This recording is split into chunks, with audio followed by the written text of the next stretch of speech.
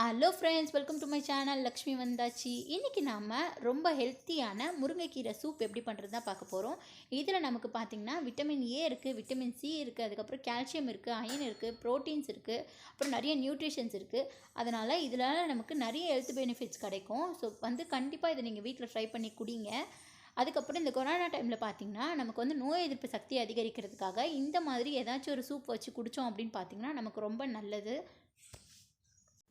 இது பார்த்திங்கன்னா சூப் மட்டும்தான் வைக்கணும்னு இல்லை, பொரியல் கூட நம்ம செஞ்சு சாப்பிட்லாம். இல்லை முருங்கைக்கீரை சாம்பார் கூட வைக்கலாம். அதெல்லாம் நம்ம நெக்ஸ்ட் வீடியோவில் பார்க்கலாம். வாங்க வீடியோக்குள்ளே போய் சூப் எப்படி பண்ணுறதுன்னு பார்க்கலாம். ஸோ இந்த சூப்பு செய்கிறதுக்கு பார்த்திங்கன்னா நான் ஒரு 2 கைப்பிடி அளவுக்கு கீரை எடுத்திருக்கேன். அதே மாதிரி அந்த கீரையோட காம்பு இருக்கும்ல, அந்த நுனி காம்பு, அதையும் நான் கிள்ளி போட்டிருக்கேன். இது பார்த்திங்கன்னா உருவி வைக்கணும்னு அவசியம் இல்லை. நம்ம அப்படியே கூட அந்த கட்டோடு எடுத்து அப்படியே கூட வைக்கலாம். நல்லா க்ளீன் பண்ணிவிட்டு அதை நான் உருவிட்டேன். அதனால் அப்படியே கீரை மட்டும் எடுத்து போட்டு வச்சுருக்கேன். நல்லா க்ளீன் பண்ணிவிட்டு எடுத்து வச்சுருக்கேன்.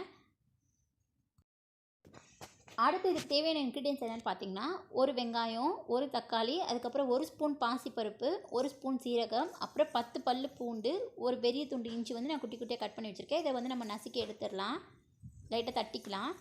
ஸோ இப்போ இந்த வெங்காயத்தை எடுத்து கீரையில் ஆட் பண்ணிடலாம். அதுக்கடுத்து தக்காளியும் ஆட் பண்ணிடலாம். அப்புறமா சீரகம் ஆட் பண்ணிடலாம்.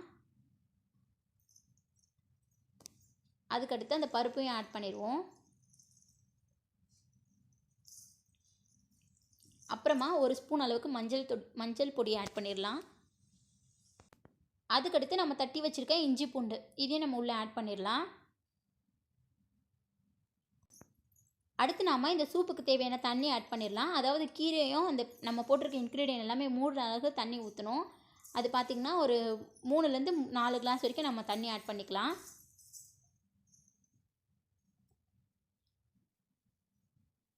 நான் பார்த்திங்கன்னா 4 கிளாஸ் தண்ணி ஆட் பண்ணியிருக்கேன்.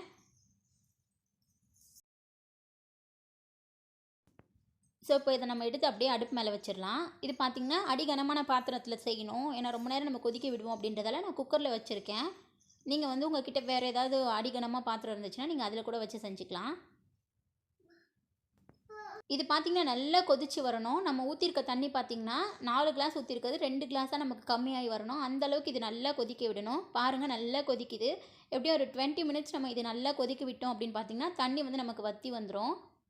அப்போ நம்ம சூப் ரெடி ஆயிரும். இப்போ பாருங்கள், நம்மளோட கீரை அந்த கலர் நல்லா நமக்கு சூப் கலர் வந்திருக்கு. இது பார்த்திங்கன்னா இப்போ நம்ம ஊற்றிருக்க தண்ணி நல்லா குறைஞ்சி சுண்டி வந்திருக்கு. நம்மளோட சூப் ரெடி ஆகிடுச்சு. ஸ்டவ் ஆஃப் பண்ணிடலாம். உங்கள்கிட்ட கல்பாசி இருந்துச்சு அப்படின்னு பார்த்திங்கன்னா அந்த கொதிக்கிற டைமில் நம்ம நெய்யில் கல்பாசி போட்டு, அதே மாதிரி சீரகம் முன்னாடியே ஆட் பண்ணல, அந்த சீரகத்தையும் நம்ம அந்த நெய்யில் போட்டு தாளித்து உள்ளே கொட்டினோன்னு பார்த்திங்கன்னா நமக்கு அந்த நான்வெஜ் சூப் மாதிரி டேஸ்ட் கிடைக்கும். இப்போ இந்த சூப் நம்ம வடிகட்டிடலாம். இப்போ பார்த்திங்கன்னா வடித்தாச்சு. ஸோ நான் வடித்ததே மறுபடியும் எடுத்து அந்த சூப் செஞ்சோல்ல அந்த குக்கர்லேயே நான் கொட்டிட்டேன். இப்போ என்ன பண்ண போகிறோன்னா, நம்ம ஒரு மத்து வச்சு நல்லா ப்ரெஸ் பண்ணி விட போகிறோம். அப்போ தான் அந்த தக்காளி, வெங்காயம், அந்த பூண்டு, இஞ்சோட சாறு நமக்கு இன்னும் நல்லா கிடைக்கும். அதுக்காக இந்த மாதிரி ஒரு மத்து வச்சு நம்ம நல்லா ப்ரெஸ் பண்ணி விடலாம். நல்லா அந்த தக்காளி, வெங்காயம்லாம் நல்லா ப்ரெஸ் பண்ணி விடுங்க.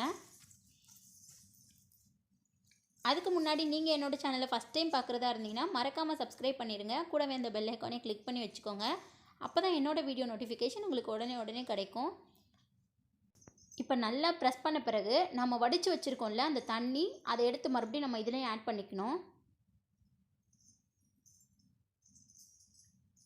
இதில் ஆட் பண்ணிவிட்டு மறுபடியும் ஒரு மிக்ஸ் பண்ணிவிட்டு நம்ம வடிச்சிக்கலாம்.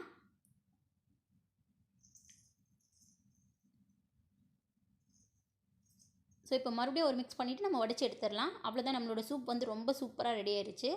இப்போ நம்ம இதில் உப்பு ஆட் பண்ணிக்கலாம். அதே மாதிரி காரத்துக்காக மிளகு ஆட் பண்ணி, மிளகு தூள் ஆட் பண்ணி நம்ம குடிக்க வேண்டியது தான்.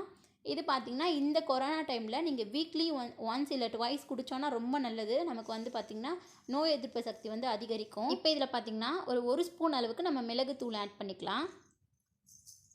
அதுக்கடுத்து தேவையான அளவு உப்பு ஆட் பண்ணிக்கலாம். இப்போ இதை நல்லா மிக்ஸ் பண்ணிவிட்டு நம்ம சர்வ் பண்ண வேண்டியது தான்.